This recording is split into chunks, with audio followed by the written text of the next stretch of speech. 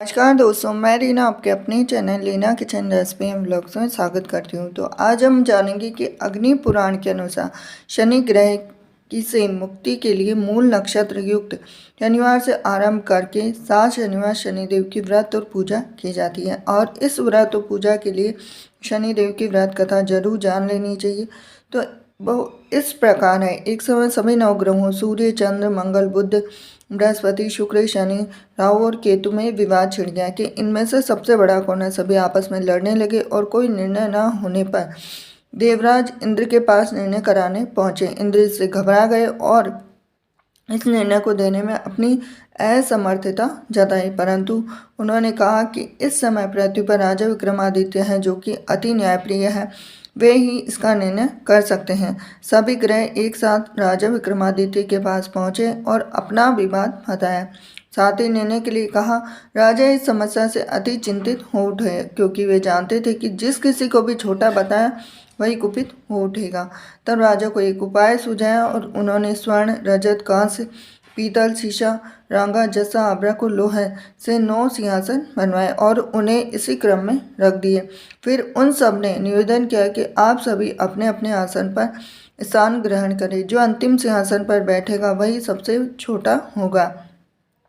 इस अनुसार लोहा का सिंहासन बनाया सबसे आखिरी में। तो उन्होंने देखा कि शनिदेव सबसे बाद में बैठे तो वही छोटे कहलाए। तो उन्होंने सोचा कि राजा ने यह जानबूझकर किया है। तो उन्होंने कुपित होकर राजा से कहा कि राजा, तू मुझे नहीं जानता। सूर्य एक राशि में 1 महीना, चंद्रमा 2.25 महीने और 2 दिन, मंगल 1.5 महीना, बृहस्पति 13 महीने वह बुध और शुक्र 1-1 महीने विचरण करते हैं, परंतु मैं 2.5 से 7.5 साल तक रहता हूँ। बड़ों बड़ों को मैंने विनाश किया है। श्री राम के 7.5 आने पर उन्हें वनवास हो गया और रावण के आने पर उनकी लंका को बंदरों की सेना से परास्त होना पड़ा।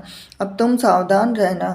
ऐसा कहकर कुपित होते हुए शनिदेव वहाँ से चले गए। अन्य देवता खुशी खुशी चले गए और कुछ समय बाद राजा की 7.5 आई। तब शनिदेव घोड़ों के सौदागर बनकर वहां आए। उनके साथ कई बढ़िया घोड़े थे। राजा ने यह समाचार सुन अपने अश्वपाल को अच्छे घोड़े खरीदने की आज्ञा दी। उसने कई अच्छे घोड़े खरीदे। वह एक सर्वोत्तम घोड़े को राजा को सवारी हेतु दिया। राजा जो ही उस पर बैठा वह घोड़ा सरपट वन की ओर भागा। भीषण वन में पहुंच वह अंतर्ध्यान हो गया और राजा भूखा प्यासा भटकता रहा। तब एक ग्वाले ने उसे पानी पिलाया और राजा ने प्रसन्न होकर उसे अपनी अंगूठी दी और वह अंगूठी देकर राजा नगर को चल दिया और वहां अपना नाम उज्जैन निवासी बीका बताकर वह एक सेठ की दुकान पर उसने जल इत्यादि पिया, कुछ विश्राम भी किया। भाग्यवश उस दिन सेठ की बड़ी बिक्री हुई और सेठ उसे खाना इत्यादि कराने खुश होकर अपने साथ घर ले गया। अब वहां पर उसने एक खूंटी पर देखा कि एक हार टंगा है जिसे खूंटी निगल रही है। थोड़ी देर में पूरा हार गायब था। तब सेठ ने आने पर देखा कि हार गायब है। तब उसने समझा कि बीका ने ही उसे चुराया है। उसने बीका को कोतवाल के पास पकड़वा दिया। फिर राजा ने भी उसे चोर समझकर हाथ पैर कटवा दिए। वह चोरंगिया बन गया और नगर के बाहर फिकवा दिया गया। वहां से एक तेली निकल रहा था जिसे दया आई और उसने बीका को अपनी गाड़ी में बिठा लिया। वह अपनी जीभ से बेलों को हाँकने लगा। उस काल राजा की शनि दशा समाप्त हो गई। वर्षा काल आने पर वह मल्हार गाने लगा। तब वह जिस नगर में गया था वहाँ की राजकुमारी मन भावने को वह इतना भाया कि उसने मन ही मन प्रण लिया कि वह राग गाने वाले से ही विवाह करेगी। अब उसने दासी को ढूंढने भेजा तो दासी ने कहा कि वह एक चौरंगिया है, परंतु राजकुमारी नहीं माने। अगले ही दिन उठते ही वह अनशन पर बैठ गई। अब विवाह करेगी तो उसी से करेगी। अब उसे बहुतेरा समझाने पर भी वह न मानी तो राजा ने उस तेली को बुला भेजा और विवाह की तैयारी करने को कहा। फिर उसका विवाह राजकुमारी से हो गया। तब एक दिन सोते हुए स्वप्न में शनिदेव ने राजा से कहा कि राजन, देखा तुमने मुझे छोटा बताकर कितना दुख झेला है। तब राजा ने उससे क्षमा मांगी, प्रार्थना की, बोला, हे शनिदेव, जैसा दुख मुझे दिया है किसी को और को ना दे।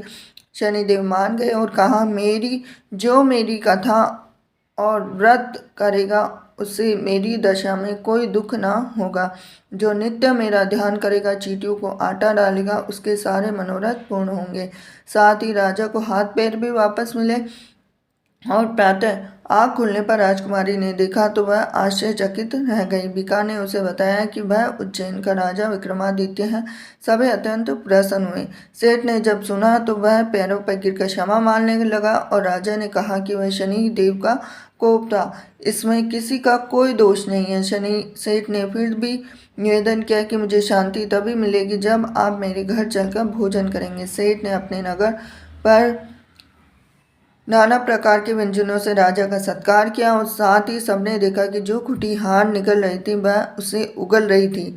सेठ ने अपनी बेटी का विवाह शिकवरी से पाणी ग्रहण का निवेदन किया तो राजा ने सहर्ष स्वीकार कर लिया। कुछ समय पश्चात राजा और दोनों रानियां मनभावनी और शिकवरी को सभी उपहार सहित लेकर उज्जैन नगरी को चली। वहां पूर्ववासियों ने सीमा पर ही उनका स्वागत किया और सारे नगर में दीपमाला हुई। सबने खुशी मनाई। राजा ने घोषणा की कि मैंने शनिदेव को सबसे छोटा बताया था, जबकि असल में वही सर्वोपरि है। तब से सारे राज्य में शनिदेव की पूजा और कथा नियमित होने लगी और सारी प्रजा ने बहुत समय खुशी और आनंद के साथ बिताया। जो कोई शनिदेव की इस कथा को सुनता है, पढ़ता है, उसके सारे दुख दूर हो जाते हैं। व्रत के दिन इस कथा को अवश्य पढ़ना चाहिए। तो ये थी आज के शनिदेव की व्रत कथा। वीडियो अगर आपको पसंद आया तो वीडियो को लाइक करें, चैनल सब्सक्राइब करें, बेल आइकन प्रेस करें। हरे कृष्णा।